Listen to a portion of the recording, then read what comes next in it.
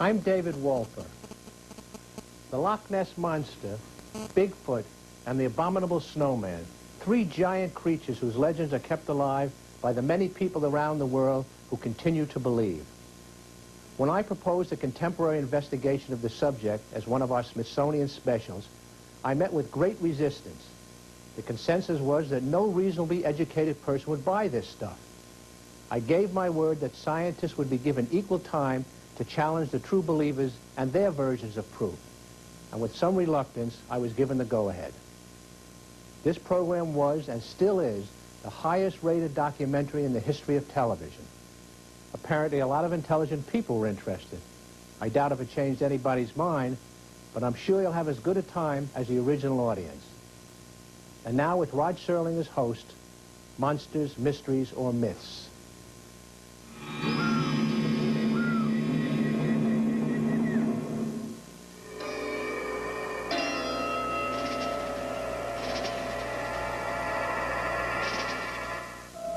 Loch Ness, Scotland.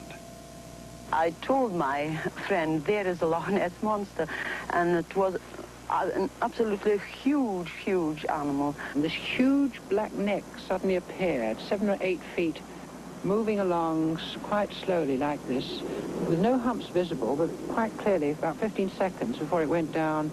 Well, then, of course, when we told people about it, nobody believed us at the time. They said, oh, you've seen a water kelpie or something, and pulled our legs. They didn't believe it. But we knew we'd seen the thing. It was really terrifying. The Himalayan mountain range, Asia. I saw the abominable snowman on the western slope 100 yards away from me. The Pacific Northwest, the United States. I felt something staring at me, or a feeling of being watched. And I turned around, and that's when I saw Bigfoot. I was terrified. Well, I was in shock. It's totally unexpected. And the only equation I could make on this thing is that it was a gorilla. And we saw this hairy-looking animal crossing the road on its hind legs, and I can't tell you for sure what it was, but I believe it was Bigfoot. Do monsters dwell among us, or are they only apparitions, walking in the landscape of our minds?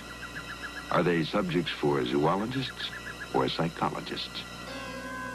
Some people want to believe in the existence of monsters because they make the world more colorful and exciting. As children, we live in a fantasy world and create all sorts of imaginary beings. But as we mature, we're taught to be less credulous and to believe only in that which can be proven to exist. Most of us are able to give up our imaginary creatures, but some people can't. They create monsters that provide an outlet for their internal fears. By embodying these nameless fears in strange creatures, they externalize them and make them easier to deal with. Man has always been quick to believe in monsters. They are beliefs born out of the unknown, nurtured by the unexplained, beliefs difficult to disprove. Some monsters, however, have had a basis in fact. For centuries, Western man had heard rumors about a legendary man-monster that roamed the jungles of darkest Africa. It wasn't until the late 19th century that science caught up with the legendary monster, calling it the gorilla. New biological species are being found each year, like the Komodo dragon in 1912 and the okapi about 1900. Yet some creatures remain myths. Myths are a part of universal folklore as humans seek to explain a practice or a belief. The Smithsonian is concerned with studying truth and seeks to explain beliefs as well as preserve objects associated with them. Myths about strange creatures seem to hold a never-ending fascination for the public. Thousands of inquiries have been directed to the Smithsonian asking about the possible existence of various creatures, including the Loch Ness Monster, Bigfoot, and the Abominable Snowman. In the last decade, over 300 reported sightings of Bigfoot have been recorded in America. In 1973 alone, there were 33 reported sightings. This year, 9. Called Momo in Missouri, the Fouke monster in Arkansas, the skunk ape in Florida, Sasquatch in Canada. The giant monster is said to have migrated here across the Bering Straits land bridge that once connected Alaska to Asia. A relative of the Bigfoot has been reported seen in the Russian Caucasus, where it's called the Almista. Another relative is said to live in the Himalayas. Here in the highest mountains of the world, it is known as the abominable snowman, or the Yeti.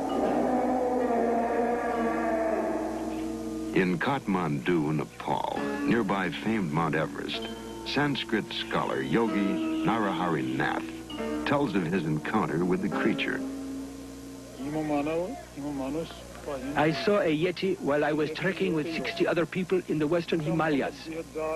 I was 100 yards ahead of my friends when I saw an ugly-looking black creature walking like a man. It was hairy and naked, and it moved fast. The culture and religion of the mountain people of Tibet and Nepal, the Sherpas, are filled with tales and dances of demons. Some are of the abominable snowman. The Yeti is considered an evil spirit to be feared.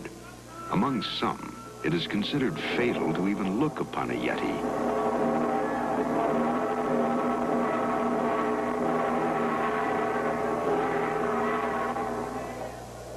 Part of the mountain people's lives for centuries, the snowman only became known to the West in the late 19th century, when British mountaineers began to attempt to conquer Mount Everest.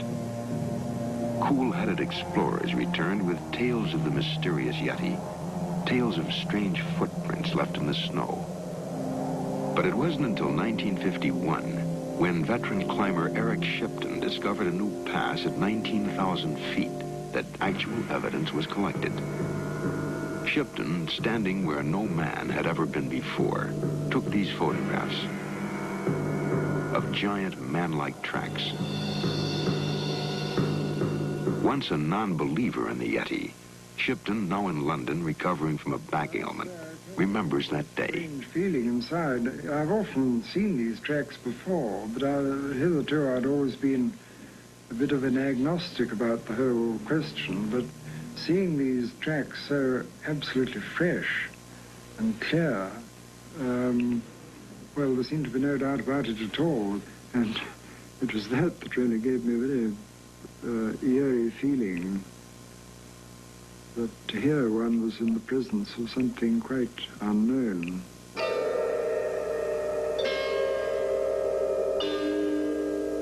What the footprints show are the tracks of an animal that moves on 2 feet for long distances. The only animal known to do this is man. Further, the footprints, larger than those of apes, show no claw marks normally associated with bears.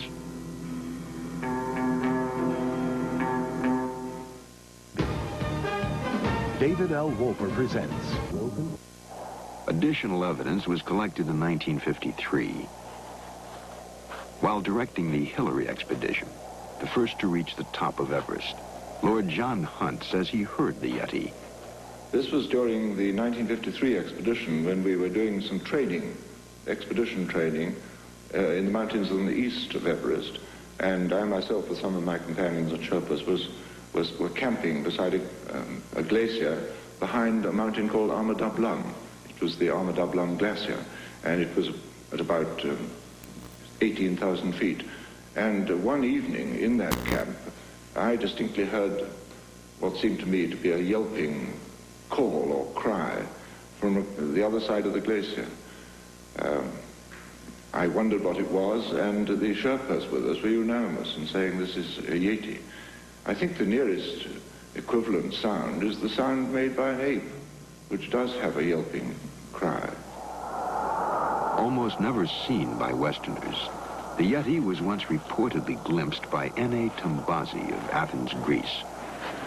It was during an expedition to Everest in 1925. Here, from his descriptions, is a recreation of what Tambazi said he saw in a clearing 300 yards away. dark and hairy man-like creature, grubbing for roots with a stick.